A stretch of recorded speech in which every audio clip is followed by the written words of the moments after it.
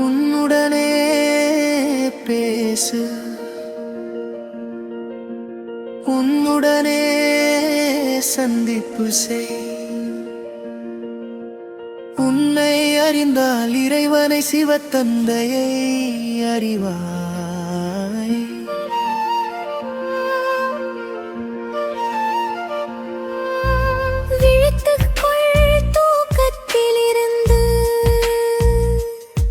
செல் தன்னுடைய முயற்சியின் பாதையில். வாழ்க்கை என்பது மைப்புழமைகள் என்பது மாய். ஆகையால் ஒவ்வொரு வினாடியும் விழிப்புடன் இருங்கள். ரகசியமாழமானது நிழல் மூடு பணியாக இருக்கிறது. எழுந்திரு, விழித்திரு, எழுந்திரு, இப்பொழுது எழுந்திரு.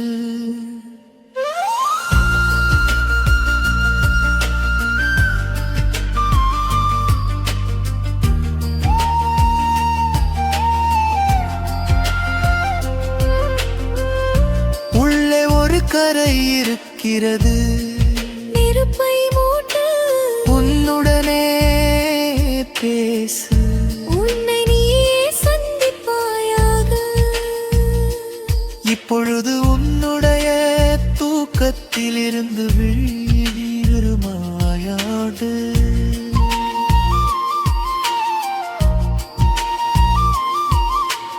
உன்னுடைய சொந்த முயற்சியால் பயணம் மேற்கொள்வாயாக. எவ்வளவு காலம் காத்திருப்பாய்? உன்னுடனே பேசு, உன்னை நீயே சந்திப்பாயாக.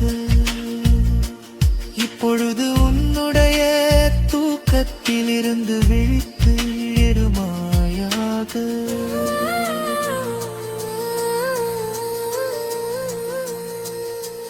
உன்னுடைய சொந்த முயற்சியால் பயணம் மேற்கொள்வாயாக. எவ்வளவு காலம் பயப்படுவாய்? எவ்வளவு காலம் தள்ளி போடுவாய்? எவ்வளவு நேரம் தூங்குவாய்? எதுவரை ஓடுவாய்? எப்பொழுது விழித்துக் கொள்வாய்? எவ்வளவு காலம் காத்திருப்பாய்? எவ்வளவு ஒரு களங்கை படுவாய்? எவ்வளவு காலம் தள்ளி போடுவாய்?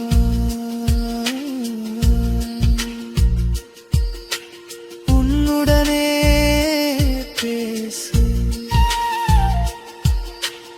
உன்னுடனே சந்திப்பு செய். விழித்துக் கொள் தூக்கத்திலிருந்து. செல் தன்னுடைய முயற்சியின் பாதையில். சாந்தி. ஒரு ஆன்மீக சாதனையாளர் 3 விஷயங்களை யாருக்கும் சொல்லக்கூடாது. அது என்னவா இருக்கும்? அதை ரகசியமாக தான் வச்சுக்க முடியும், சொல்ல முடியாது. அது என்னவா இருக்கும்? ஃபஸ்ட்டு அவங்களுடைய ஆன்மீக முன்னேற்றம், ஸ்பிரிச்சுவல் ப்ராக்ரஸ். எப்படி விதை ரகசியமாக இருக்குது, வெளியில் தெரியறதில்ல. மண்ணுக்குள்ளே புதைந்திருக்கும், சூரியனிலிருந்து மறைந்திருக்கும், சூரிய ஒளி படாது, அதுதான் முளைக்கிறது. அதனால் ஒரு யோகி, ஒரு தபஸ்வி தன்னுடைய சாதனையை குப்தமாக வச்சிருக்கணும்.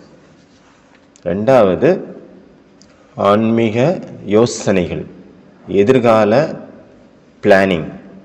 நான் என்ன செய்யணும், அடுத்தது எந்த இடத்துல நான் ஒர்க் பண்ணணும், அது எப்படி ஒர்க் பண்ணணும், என்னதான் செய்யணும், எழுதுறதுல நான் வந்து கான்சன்ட்ரேஷன் பண்ணணுமா, அல்லது பேசுறதுல, அல்லது சிந்தனையில், ஏகாகிரதாவில் நான் ஒர்க் பண்ணணுமா, கான்சன்ட்ரேஷன் பண்ணணுமா, கான்சன்ட்ரேஷனில் நான் கான்சன்ட்ரேஷன் பண்ணணுமா, இல்லைனா பிரம்மச்சரியத்தில் நான் ஒர்க் பண்ணணுமா, கட்டுப்பாடு கண்ட்ரோலிங்கில் நான் வந்து என்னென்னா ஒர்க் பண்ணணுமா. அடுத்தது 3வது, தன்னுடைய அன்பு, யாருக்கு வந்து யார் மேலே அன்போ அதையும் குப்தமாக வைக்கணும். உலகத்தில் இந்த 3 விஷயத்தை தவிர நிறைய விஷயங்கள் இருக்குது, அதை வந்து ரகசியமாக வச்சுக்கணும் அப்படின்னு. எப்படி பாஸ்வேர்டை வந்து குப்தமாக வச்சுருக்கிறோம் அதே போல். அப்புறம் ஃபைனான்ஸ், பணத்தை எப்படி குப்தமாக வச்சுருக்கிறோம், மறைச்சி வச்சுருக்கிறோம் மறைமுகமாக. அப்புறம் சேலரி, அப்புறம் பேங்க் பேலன்ஸ், இந்த டீலிங்ஸ், ஃபைனான்சியல் டீலிங்ஸ் எல்லாமே கொடுக்கல் வாங்கல். நீங்கள் வெளியே சொன்னீங்கன்னா சிலருக்கு பொறாமை ஏற்படலாம், வயிறு எரியலாம். நீங்கள் சொன்னீங்கன்னா அவங்க வேறு ஏதாவது பிளான் பண்ணலாம், யாருக்கு தெரியும். தெரிய வந்ததுன்னா மற்றவங்களுக்கு அப்போ அதில் ஏதாவது ப்ராப்ளம்ஸ் வரலாம். இந்த 3 தவிர வேறு எந்த விஷயம் இருக்குது அதை ரகசியமாக வச்சுக்கணும். அது என்ன? தன்னுடைய பலவீனங்களை ரகசியமாக வச்சுக்கணும்.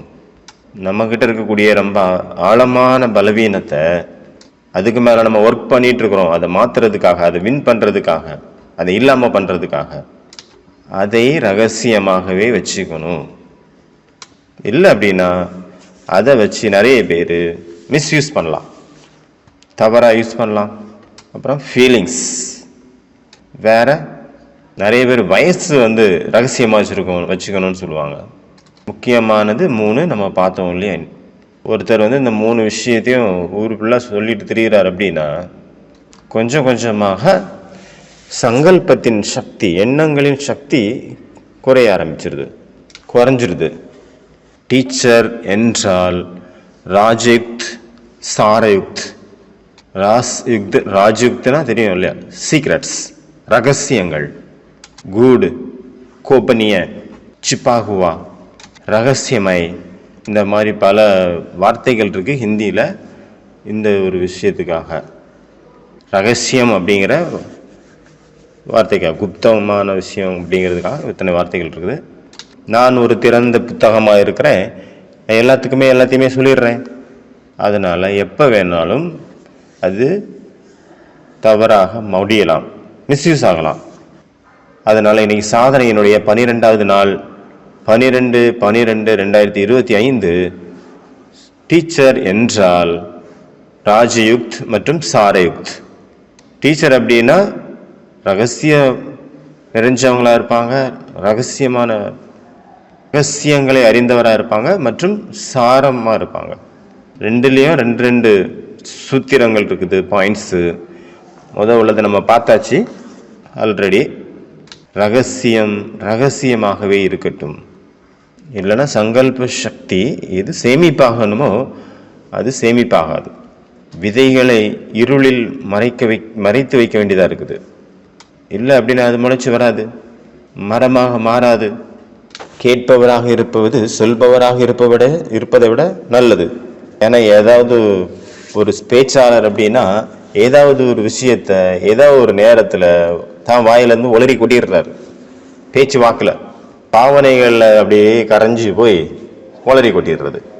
எதிரில் இருக்கிறவங்க ரொம்ப பாவனையானவங்களாக இருக்கலாம், அவங்கள பார்த்து அந்த பாவனைகளிலே கரைஞ்சி போய் அதையும் சொல்லிடுறது. வார்த்தைகளின் கட்டுப்பாட்டை இழந்து விடுகிறார். அந்த மாதிரியான விஷயங்கள் எல்லாம் சொல்லிடுறாரு. எது சொல்லக்கூடாதோ அதெல்லாம், டாப் சீக்ரெட்ஸ் எல்லாம் வெளியே வந்துடுது. தன்னுடைய ரகசியத்தை தானே ஓப்பன் பண்ணி விட்டுறார். ஒரு கிராமத்தில் ஒரு ஃபாதர் இருந்தார், அவர் ரிட்டையர்ட் ஆகிட்டு இருந்தார். அவருக்காக ஒரு ஃபங்க்ஷன் வந்து அரேஞ்ச் பண்ணாங்க, ரிட்டையர்மெண்ட்டுக்கான ஃபங்க்ஷன். அங்கே இருந்த அந்த ஊர் மேயரை வந்து சீஃப் கெஸ்டாக கூப்பிட்டுருந்தாங்க அந்த ப்ரோக்ராமுக்கு. ஆனால் அவர் வர்றதுக்கு லேட் ஆகிடுச்சு. அவர் ஃபாதர் நினைக்கிறாரு அப்போ அவர் வர்றதுக்கு முன்னாடி நான் என்னுடைய ஸ்பீச்சை நான் முடிச்சிடுறேன், நான் என்னுடைய பேச்சை நான் முடிச்சிடுறேன். அந்த ஃபாதர் வந்து பேச ஆரம்பிக்கிறாரு. அவர் சொல்றாரு, 30 வருஷத்துக்கு முன்னாடி நான் எப்போ இந்த கிராமத்துக்கு வந்தனோ அப்போ ஒருத்தர் என்கிட்ட பாவ மன்னிப்பு கேட்க வந்தாரு, அந்தந்த மாதிரியான விஷயம் எல்லாம் சொன்னாரு. நான் நினைச்சேன் நான் எந்த மாதிரி ஊர்ல வந்துட்டேன் அப்படின்னு எனக்கு தோணுச்சு. எந்த மாதிரியான ஊருக்கு வந்து தொலைச்சிட்டேன். கன்ஃபெஷனுக்காக போவாங்க இல்லையா, இல்லை சர்ச்சில் ஃபாதர் காதில் போய் எல்லாத்தையும் சொல்லுவாங்க, தன்னுடைய பாவ மன்னிப்பிற்காக தான் செஞ்ச தப்பெல்லாம் சொல்லி பாவ மன்னிப்பு கேட்பாங்க. அவரும் கொடுக்குற மாதிரி அங்கே சிஸ்டம் அந்த கிறிஸ்டியானிட்டியில் வந்து கிறிஸ்தவ தர்மத்தில் யார் எப்பெல்லாம் சர்ச்சு போகிறாங்களோ அவங்க என்னெல்லாம் பாவம் பண்ணாங்களோ அங்கே ஃபாதர் அந்த கூண்டுக்குள்ளே உட்காந்துருப்பாரு. அவருக்கு காதில் நம்ம சொல்லலாம், வேற யாருக்கும் கேட்காது. ஆனால் ஃபாதருக்கு தெரியும் விஷயம். அப்போ பாவம் வந்து மன்னிக்கப்பட்டுடுச்சு. எல்லாருமே அவங்க காதில் போய் சொல்லுவாங்க, நான் வந்து ஒழுங்காக படிக்க மாட்டேங்கிறேன், நான் வந்து அம்மா சொன்னால் கேட்க மாட்டேங்கிறேன், அப்பா சொன்னால் கேட்க மாட்டேங்கிறேன் அப்படின்னு சின்ன பசங்க கூட சொல்லி பாவம் மன்னிப்பு வாங்கிக்கிற மாதிரி நிறைய சிஸ்டம் இருக்காங்க எல்லாருமே. அப்புறம் அவர் பச்சாதாபம் என்ன அது பிராய்ச்சித்தம் அப்படிக்கான ஒரு விதி சொல்லுவார் எதிரில் இருக்கக்கூடிய ஃபாதர். அதை வந்து ஃபாலோ பண்ணுவாங்க. அப்போ ஃபாதர் சொல்கிறாரு, நான் முதல்ல இந்த கிராமத்துக்கு வந்தேன், அப்போ வந்து அப்படிப்பட்ட ஒரு ஆளை நான் சந்தித்தேன். அவர் வந்து அவ்வளோ பாவம் பண்ணியிருந்தார். என்னால் கேட்க முடியலை, காது வச்சு என் காதே ரத்தம் வந்துடும் போல இருக்கு. அந்த அளவிற்கு ஒரு மனிதன் இவ்வளவு பாவம் எப்படி பண்ண முடியும்? அப்புறம் எனக்கு வந்து இங்கே இருக்க விருப்பமே இல்லை, தைரியமே இல்லை. ஆனால் பரமாத்மாவின் கருணையினால் நான் 30-40 வருஷம் இப்போ இங்கே இருந்து சேவை பண்ணி இன்னைக்கு ரிட்டையர்ட் ஆக போகிறேன். இந்த வாழ்க்கை வெற்றி அடைஞ்சிடுச்சு, வெற்றிகரமாக முடிந்துடுச்சு. இவர் எப்போ அவருடைய சொற்பொழிவை முடிக்கிறாரோ அப்போ கரெக்டாக அந்த மேயர் வந்துடுறாருங்க. ஏன்னா மேயர் தானே சீஃப் கெஸ்ட்டு, லேட்டாக வந்துட்டாரு. அவர் வந்து அவருடைய சொற்பொழிவை வந்து பேச ஆரம்பிக்கிறாரு. எனக்கு ரொம்ப பெருமையாக இருக்குது. அவருக்கு வந்து அவ்வளோ விஷயம் சொன்ன ஆள் நான் தான் அப்படின்னு. மேயர், நான் தான் இந்த ஃபாதர்கிட்ட இந்த கிராமத்தில் முதல்ல சந்தித்தேன். டாப் சீக்ரெட்லாம் ஓப்பன் பண்ணி விட்டுறாரு. Always keep secret things secret. எது ரகசியமாக இருக்கணுமோ அது எப்போவுமே ரகசியமாகவே இருக்கட்டும். அதனால் 3 விஷயங்களை ஷேர் பண்ணக்கூடாது, ஒரு பொழுதும் ஷேர் பண்ணக்கூடாது, மற்றவங்களுக்கு சொல்லவே கூடாது. ஃபஸ்ட்டு என்ன பார்த்தோம்? தன்னுடைய ஆன்மீக முன்னேற்றத்தினுடைய சார்ட், அதாவது டாப் சீக்ரெட், அதை கீப் பண்ணி வச்சுக்கோங்க, சொல்லாதுங்க யார்கிட்டையும்.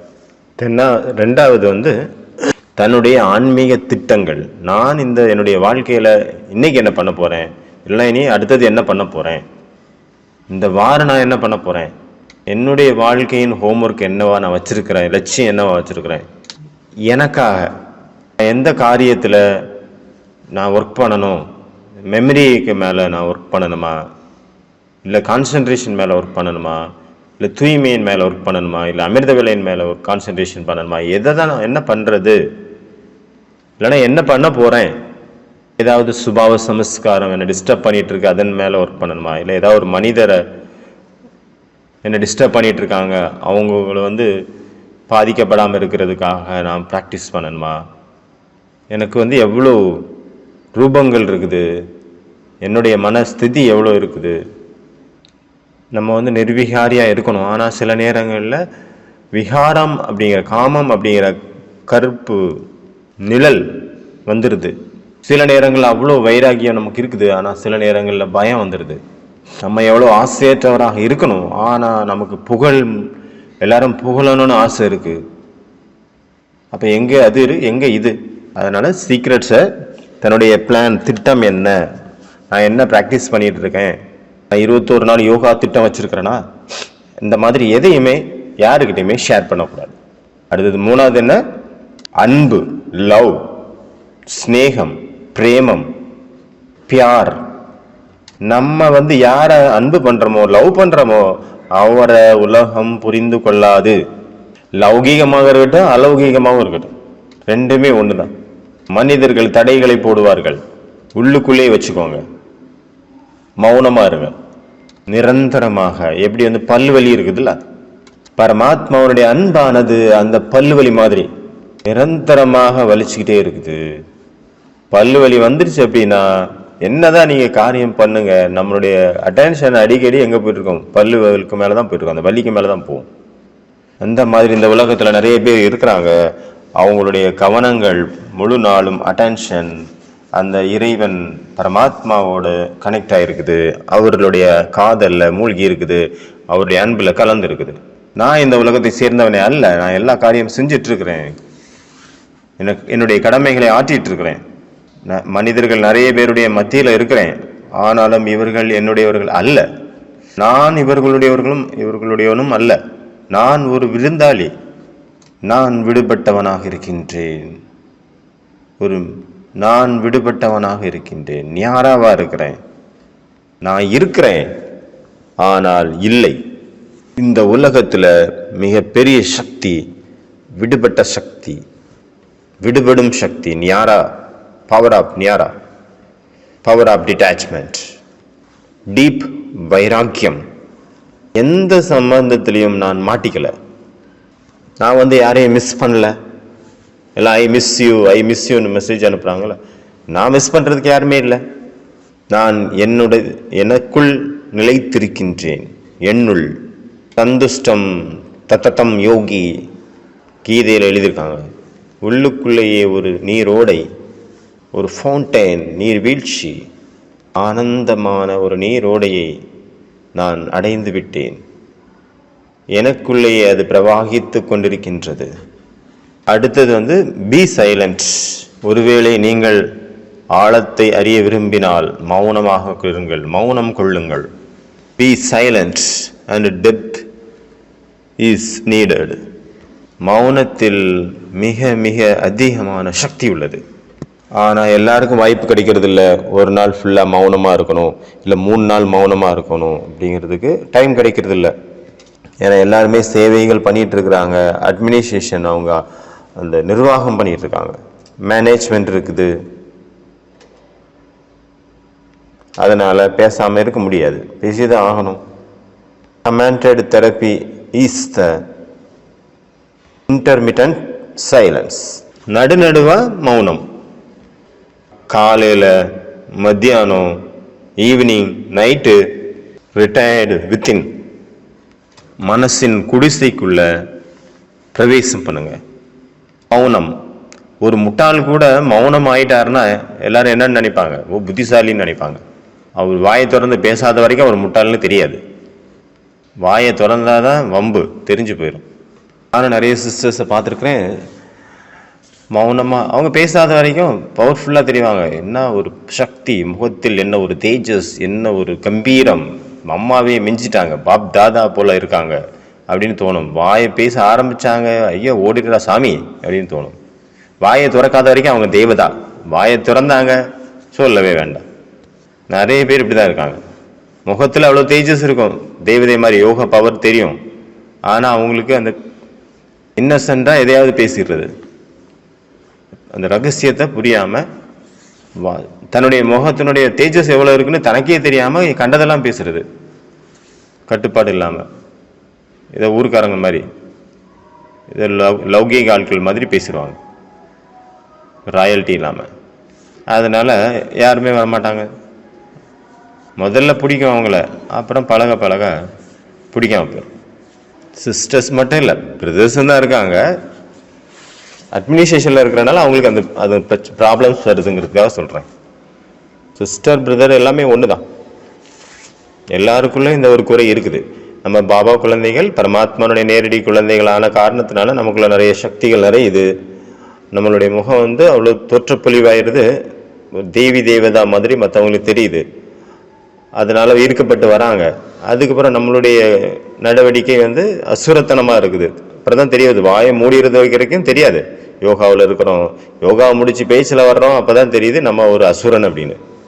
முகம்தான் தேவதை, நடத்தையெல்லாம் அசுரன். மூணாவது சாரம். அதாவது சாரத்தில் இருக்கிறது. ஃபஸ்ட்டு ரகசியம், அப்புறம் சாரம். டீச்சர் அப்படின்னா ரகசியம், அப்புறம் சாரம். இப்போ சாரத்தை பற்றி பார்க்கலாம். சாரம் அப்படின்னா அன்னெசசரி டீட்டெயில்ஸ், என்ன ஆச்சு, எப்படி ஆச்சு, ஏன் ஆச்சு, இதெல்லாம் தெரிஞ்சுக்கிறதுல ஒரு இன்ட்ரெஸ்ட்டும் கிடையாது. மற்றவங்களுடைய பர்சனலான விஷயம் அது வீணானது. வீணானதுனுடைய டீட்டெயில் என்ன, அதுவும் வீணானது தான், ஆழமான வீணானது. இன்ட்ரெஸ்டிங்கான மசாலா நியூஸில் என்ன மறைஞ்சிருக்குது? வேஸ்ட், வீணானது, நோ இன்ட்ரெஸ்ட்.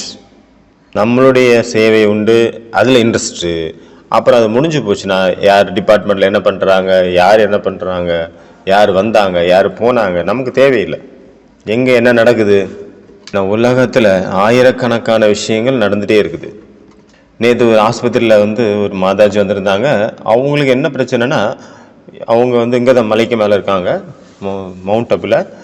அவங்க பக்கத்து வீட்டில் யாரோ இறந்துட்டாங்க. 15 நாள் ஆச்சு, இன்னைக்கு வரைக்கும் அழுதுட்டுருக்காங்க. ஏன் அழுறாங்க? நான் சொன்னேன், அவங்க அழட்டு விடுங்க, அவங்கள அழ விடுங்க. இல்லை, ஓகே, இப்போ அழுறதுக்கு என்ன அவசியங்கிறேன் அப்படிங்கிறாங்க. நான் எந்திரிக்கிறேன், காலையில் பார்த்தா அழுதுட்டு இருக்காங்க. அப்புறம் அவங்களுக்கு என்சைட்டி அட்டாக் வந்துருச்சு. நேற்று கூட ஆஸ்பத்திரிக்கு வந்துருந்தாங்க. இப்போ கூட வந்திருக்காங்க. Anxiety attack. அவர்கள் ஏன் அழுகிறார்கள்? அவங்க ஆசை, அழுதாலும் சரி, சிரிச்சாலும் சரி, ஆடினாலும் சரி, பாடினாலும் சரி, உங்களுக்கு என்ன? அவங்களுக்கு அதில் சந்தோஷம் கிடைக்குது, விடுங்க. அவங்களுடைய ஹஸ்பண்டு, கணவர் கூட அதுதான் புரிய வச்சாரு. உனக்கு என்னம்மா கதை, உனக்கு பிரச்சனை என்னம்மா? அவங்க அழுறாங்க, நீ உனக்கு என்ன, நீ உன் ஜோலியை பாரு. அவங்க சொல்றாங்க, இல்லை இல்லை அழக்கூடாது, தப்பு. ஏன் அழுறாங்க? எப்படி அழலாம்? அழுறாங்களா, அழ விடுங்க. என்ன செய்யறாங்களோ செய்ய விடுங்க, உங்களுக்கு என்ன? அவங்க கணவர் கேட்டாரு, உனக்கு என்ன? அதே தான் நம்மளும் நமக்கு கேட்கணும், உனக்கு என்ன? What is that you? What is that to you? என்ன சொன்னாங்க? What is that to you? உனக்கு என்ன? Mind your own business. உன் சோழியை பார், உன் வேலையை பாரு. முதல்ல நம்ம ஏற்கனவே பார்த்தோம், ஜீசஸ் கிரைஸ்ட இயேசு கிறிஸ்துவ சிலுவையில் அரைஞ்சிடுறாங்க. 3 நாள் கழிச்சு பார்க்குறாங்க. அதில் ஒரு சிஷ்யர் அவர் ஏமாத்தலை, யூதாஸ் தான் அவர் ஏமாத்தினது, காட்டி கொடுத்தது. அவர் சூசைட் பண்ணிக்கிட்டாரு. அப்புறம் இன்னொருத்தர் இருந்தார். 3 பேர் இருக்கும்போது அங்கே உள்ள போர் வீரன் கேட்பாரு, சிப்பாய் கேட்பாரு, இது உங்க ஆளா அப்படின்ட்டு இயேசுவை காட்டி. அவர் சொல்லாரு, இல்லை இல்லை எங்களுக்கு தெரியாது. ஜீசஸ் கிரைஸ்ட் முதல்ல பார்ட்டியில் சொல்லியிருப்பாரு, லைட் பார்ட்டி, லாஸ்ட் பார்ட்டியில், என்னை நீ தெரியாது அப்படின்னு சொல்லிடுவ அப்படின்ட்டு. நீ என்னை மறுதலிப்பாய், பைபிள்ல வருது. நான் மறுதலிப்பேனா? இயேசுவே என்ன கூறுகிறீர்கள்? இல்லை, நீ மறுதலிப்பாய், 3 முறை மறுதலிப்பாய் அப்படின்ட்டு பைபிள்ல வருது. 3 தடவை அவர் யாருன்னு தெரியாது, நான் அவருடைய ஆள் இல்லைன்னு பயத்துல அவர் சொல்ல மாட்டாரு. 3 தடவை கேட்பாங்க. 3 பேரு ஓ ஆளா, ஓ ஆளா, இல்ல இல்ல இல்லன்னு சொல்லிடுவாரு. அவர் முதல்ல ஜீசஸ் கிரைஸ்ட் சொல்லியிருப்பாரு அவருக்கு, இவர் யாருன்னு எனக்கு தெரியாது. ஏன்னா அவருக்கு பயம், நம்மளே ஒருவேளை சிலுவையில் அரைஞ்சிருவாங்களோ அப்படின்னு. இந்த பயத்துல தெரியாதுன்னு சொல்லிடுவாரு. அவருக்கு பேர் பீட்டர். அதனால் அவர் சொல்லிடுறாரு, ஐ டோன்ட் நோ. மறுபடியும் கேட்குறாங்க, உனக்கு தெரியுமா இவர் யாருன்னு? மறுபடியும் சொல்றாரு, ஐ டோன்ட் நோ, தெரியாது. அப்புறம் 3வது ஒருத்தர் கேட்குறாரு, உனக்கு தெரியுமா இது யாருன்னு? இவர் சொல்றாரு, ஐ டோன்ட் நோ, எனக்கு யாருன்னு தெரியாது. 3 முறை மறுதலித்தார். அப்புறம் கரெக்டாக பார்த்தீங்கன்னா கோழி கூவுது. அவர் சொல்லுவார், நீ கோழி கூவும் நேரத்தில் 3 முறை என்னை மறுதலிப்பாய் அப்படின்னு. அவர் சொல்லுவார், நானா இயேசுவே, நானா இயேசுவே, நானா அப்படி செய்வேன் அப்படின்னு கேட்பாரு. ஆனால் அங்கே செஞ்சுருவாரு, அவர் சொன்னது நடந்துடும். அப்புறம் தான் அந்த பீட்டருக்கு தெரிய வரும், புரியும். அப்போ தான் அவருக்கு பச்சாதாபம் ஏற்படுது. அப்புறம் சிலுவையில் அறையப்படுறாரு. 3 நாள் கழிச்சு வராரு. பீட்டர் கேட்குறாரு, Lord, to you love me?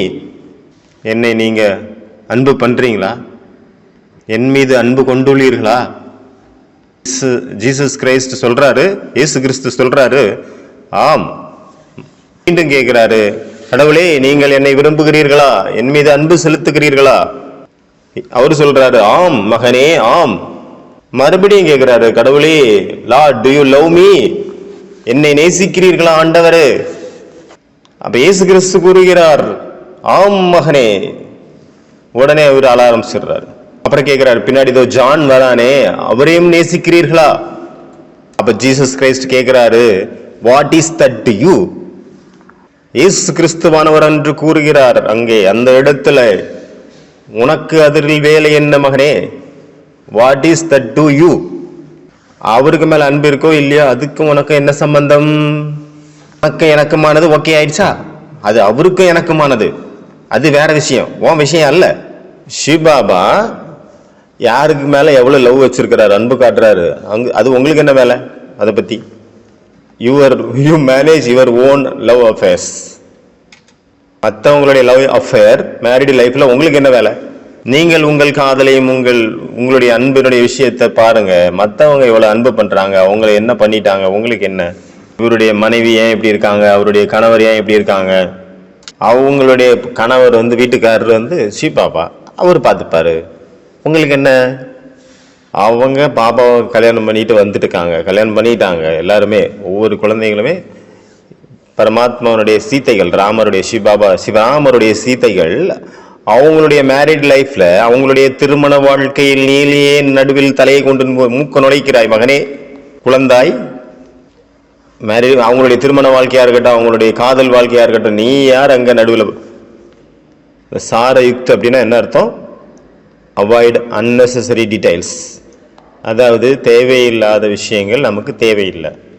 அப்புறம் ரெண்டாவது கிளாரிட்டி, தெளிவு. எல்லாத்த விட அதிக ஒரு பிரகாசம், தெளிவு நமக்குள்ளேயே உட்கார்ந்துருக்கு. அதனால நம்ம காவலர்களாக மாறணும். ஆஸ் ஹை கஹரா, சாயா ஹை கோஹரா, கோரா ஜாகரக் பெஹரா. காவலர்களாக ஆக வேண்டும், செக்யூரிட்டி ஆகணும். காலம் என்பது ஒரு குருவியை போன்று, வாழ்க்கை என்பது ஒரு பயிர். அதுல குருவி அப்படிங்கிறது மாயா. நம்மளுடைய வாழ்க்கையானது ஒரு முளைத்திருக்கக்கூடிய ஒரு பயிர்களை போன்றது. அதை குருவிகள் சாப்பிட்றதுக்காக வரும். ஆகையினால செக்யூரிட்டியா இருங்க, காவலர்களாக மாறுங்க. அது சாப்பிட்றது சமயம். அதனால நீங்க காவலர்களை வைங்க, செக்யூரிட்டி வைங்க. நான் தேவையில்லாத விஷயங்கள்ல மூக்கம் நினைச்சிட்டு இருக்கிறேன்னா, அதனால கிளாரிட்டி, தெளிவான தன்மை, தெளிந்த தன்மை, ஸ்பஷ்டத்தன்மை. அந்த ஸ்பஷ்டதாவை கொண்டு வர்றதுக்கான விதி என்ன? அந்த கிளாரிட்டி, அந்த தெளிவான தன்மையை கொண்டு வர்றதுக்கான விதி என்ன? ஸ்டில்லாயிருங்க, ஸ்திரமாயிருங்க. ஸ்டில்னஸ். தண்ணி அழுக்கா இருக்குது, அப்ப என்ன பண்ணணும்? ஒன்றும் பண்ணக்கூடாது, அப்படியே விட்டுருங்க, தானாவே தெளிஞ்சிரும். எல்லா மண்ணுமே கீழே போய் செட்டில் ஆயிரும். அப்புறம் தெளிவாக ஆழத்துல என்ன இருக்குன்னு தெரிய வந்துடும் தானாகவே. அதனால நடுநடுவா ஒரு நாள் ஃபுல்லா மௌனம், அல்லது நடுநடுவா 3 நாள் மௌனம், இல்லைன்னா 7 நாள் மௌனம், இல்லைன்னா 10 நாள் மௌனம். யார் மௌன விரதம் இருக்க ஆரம்பிக்கிறாங்களோ அவங்க 4வது 5வது நாள் அவங்களுடைய மௌனம் தெளிவாக முகத்துல வெளியே தெரிய ஆரம்பிச்சிடும். 4வது 5வது நாள் தான் அவங்களுக்குள்ள மாற்றங்கள் ஏற்படுது, மாற்றங்கள் நிகழும். முதல்ல 2-3 நாள் தனக்குள்ளவே ஒரு அசாந்தி, ஒரு ஃபைட் நடக்கும். முகத்தை பார்த்தாலே தெரியும் இவங்க துக்கத்தினுடைய ஆழ்ந்து இருக்காங்க அப்படின்னு. என்னதான் உனக்கு பிரச்சனை, ஏன் இப்படி முகத்தை மூணு வச்சுட்டு இருக்க அப்படின்னு எல்லாம் சொல்ல ஆரம்பிச்சிருவாங்க. 3-4 நாளைக்கு அப்படிதான் இருக்கும். அப்புறம் கொஞ்சமா அந்த மௌனம் அதனுடைய வேலையை செய்யும். அதனோட மிகப்பெரிய சாதனை என்பது எழுதுறது, சிந்தனை பண்றது கிடையாது, பார்க்கறது. என்ன நடந்துட்டு இருக்குது அப்படிங்கிறத பாருங்க. உங்களுடைய சுவாசத்தை பாருங்க, உங்களுடைய உணர்ச்சிகளை பாருங்க, உணர்வுகளை பாருங்க, உங்களுடைய சிந்தனைகளை பாருங்க. உங்களுக்குள்ள என்ன எண்ணங்கள் ஏற்படுது, என்ன உணர்ச்சிகள் ஏற்படுது, என்ன வைப்ரேஷன் போயிட்டு இருக்கு, அதை பாருங்க. உங்களுடைய பாவனைகளை பாருங்க. இந்த உலகத்தின் இந்த உலக விளையாட்ட திருவிளையாடலை பாருங்க, சாட்சியாக பாருங்க. பார்த்துக்கிட்டே இருங்க, ஆனா ஒன்றும் செய்யாதுங்க. Just look, just see. பார்த்துட்டே இருக்கீங்க சாட்சியாக. கொஞ்சமாக மனசு சாந்தமாக ஆயிட்டே இருக்கும். பதில் கிடைக்கும் அப்படின்னு அவசியமே இல்லை, பதில் கிடைக்கும்னு சொல்ல முடியாது. ஆனா தேவையில்லாத விஷயங்கள் நம்மளை விட்டுட்டு போயிட்டே இருக்கும். அதன் பிறகு உங்களுக்கு அந்த சாரமானது தென்படும். டீச்சர் என்றால் பஸ் சச் தேக், பஸ் பீத்தர் தேக், பஸ் அப் தேக், பஸ் உட் ஜானா, பஸ் ஜாக் ஜானா, பஸ் மில் ஜானா. டீச்சர் அப்படின்னா சத்தியத்தை பார்ப்பது, உள்ளுக்குள் பார்ப்பது. டீச்சர் என்றால் இப்பொழுது பார்ப்பது. டீச்சர் அப்படின்னா எழுவது, விழிப்பது, இறைவனை சந்திப்பது. ஆகையால் தனக்கு தானே பேசுங்கள். தனக்குத்தானே பேசுங்கள், உங்களை நீங்களே சந்தியுங்கள். இப்பொழுது எழுங்கள் தூக்கத்திலிருந்து, உங்களின் முயற்சியில் ஈடுபடுங்கள், உங்களுடைய சொந்த முயற்சியில் ஈடுபடுங்கள். பாட்டு வருதில்ல முதல்ல அந்த கிளாஸுக்கு முன்னாடி, அதுதான் இன்னைக்கு என்ன டாபிக். டீச்சர் என்றால் ராஜ்யுக்த், டீச்சர் என்றால் சாரயுக்த். டீச்சர்னா என்னன்னு பார்த்தோம். ஃபர்ஸ்ட் ரகசியத்தை கையாள்பவர், ரகசியமாக வச்சிருக்கிறவங்க தான் டீச்சர். ரெண்டாவது சாரத்தில் எப்போவுமே எசன்ஸில் இருப்பாங்க, விஸ்தாரத்தில் போக மாட்டாங்க. விஸ்தாரமாக போகிறதுல இன்ட்ரெஸ்டே இல்லை, நாட் இன்ட்ரெஸ்டட். அங்கே என்ன நடந்தது, இங்கே நடந்தது, இப்படி என்ன பண்ணுறாரு, அவர் என்ன பண்ணுறாரு, நமக்கு என்ன, உங்கள் ஜோலியை பாருங்கள், உங்கள் வேலைகளில் ஈடுபடுங்கள்.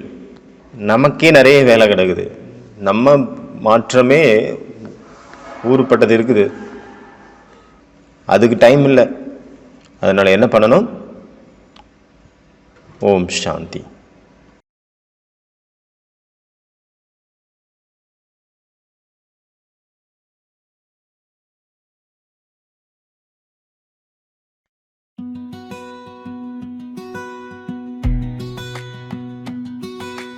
சிவபாபா, உங்கள் அன்பில் அளவற்ற மகிழ்ச்சி இருக்கிறது. சிவபாபா, உங்கள் அன்பில் அளவற்ற மகிழ்ச்சி இருக்கிறது.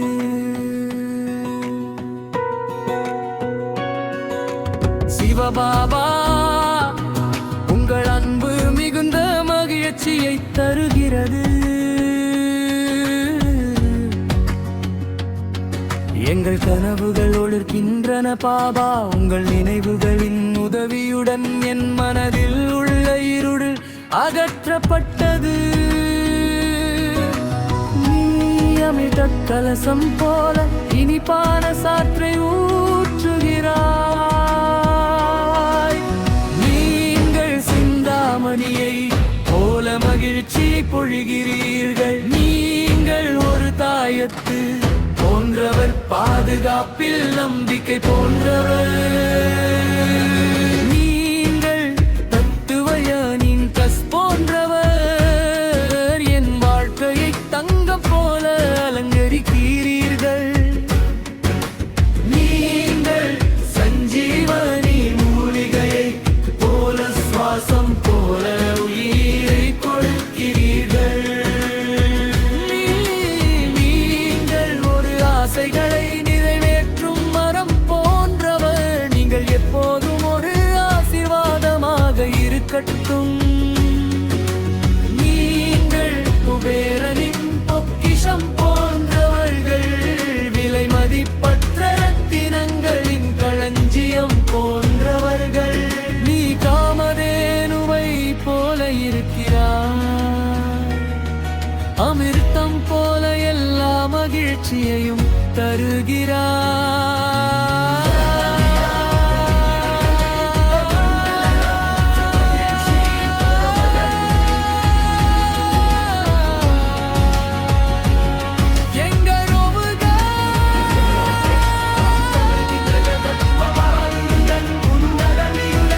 என் மனதில் இருக்கையில் அகற்றப்பட்டது. சிவபாபா, உங்கள் அன்பு அளவற்ற மகிழ்ச்சியை தருகிறது. என் கனவுகள் தங்கத்தால் ஒளிர்கின்றன பாபா, உங்கள் நினைவுகளின் உதவியுடன் என் மனதில் உள்ள இருள் நீங்குகிறது. சிவபாபா, உங்கள் அன்பில் அளவற்ற மகிழ்ச்சி இருக்கிறது. சிவபாபா, உங்கள் அன்பில் அளவற்ற மகிழ்ச்சி இருக்கிறது. சிவபாபா, உங்கள் அன்பில் அளவற்ற மகிழ்ச்சி இருக்கிறது. சிவபாபா, உங்கள் அன்பில் அளவற்ற மகிழ்ச்சி இருக்கிறது. ஓம் சாந்தி, ஓம் சாந்தி.